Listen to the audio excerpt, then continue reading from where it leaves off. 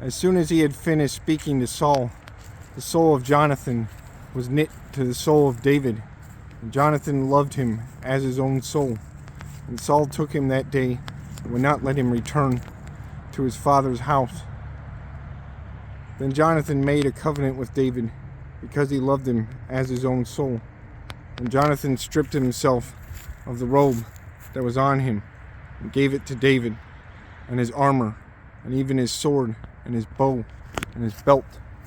And David went out and was successful wherever Saul sent him, so that Saul sent him over the men of war. And this was good in the sight of all the people, and also in the sight of Saul's servants. As they were coming home, when David returned from striking down the Philistine, the women came out of all the cities of Israel, singing and dancing to meet King Saul, with tambourines, with songs of joy, and musical instruments. And the women sang to one another as they celebrated, "Saul has struck down his thousands, and David his 10,000s. And Saul was very angry, and this saying displeased him. He said, "They have ascribed to David 10,000s, and to me they have ascribed thousands. And what more can we have but the kingdom?" And Saul eyed David from that day on. The next day, a harmful spirit from God rushed upon Saul, and he raved within his house while David was playing the lyre, as he did day by day. Saul had his spear in his hand. Saul hurled the spear, for he thought, "I will pin David to the wall." But David evaded him twice. Saul was afraid of David, because the Lord was with him, but had departed from Saul. So Saul removed him from his presence, and made him a commander for 1,000. And he went out and came in before the people. And David was successful in all his undertakings, for the Lord was with him. And when Saul saw that he had great success, he stood in fearful awe of him. But all Israel and Judah loved David, for he went out and came in before them. Then Saul said to David, "Here is my elder daughter, Merab. I will give her to you for a wife. Only be valiant for me, and fight the Lord's battles." For Saul thought, "Let not my hand be against him, but let the hand of the Philistines be against him."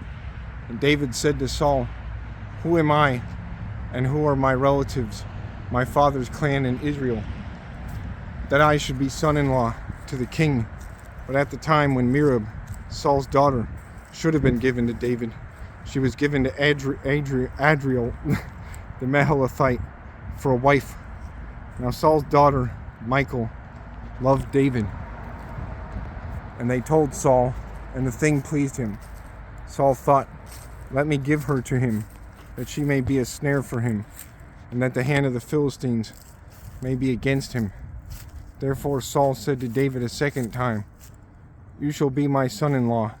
And Saul commanded his servants, "Speak to David in private and say, 'Behold, the king has delight in you, and all his servants love you. Now then, become the king's son-in-law." And Saul's servants spoke these words in the ears of David. And David said, "Does it seem to you a little thing to become the king's son-in-law, since I am a poor man and have no reputation?" And the servants became the king's, and the servants of Saul told him, "Thus and so did David speak."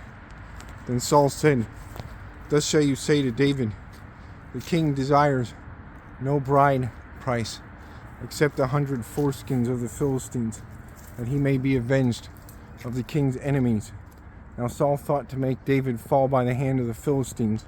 And when his servants told David these words, and it pleased David well to be the king's son-in-law, before the time had expired, David arose and went along with his men and killed 200 of the Philistines. And David brought their foreskins, which were given in full number, to the king. that he might become the king's son-in-law. And Saul gave him his daughter Michal for a wife.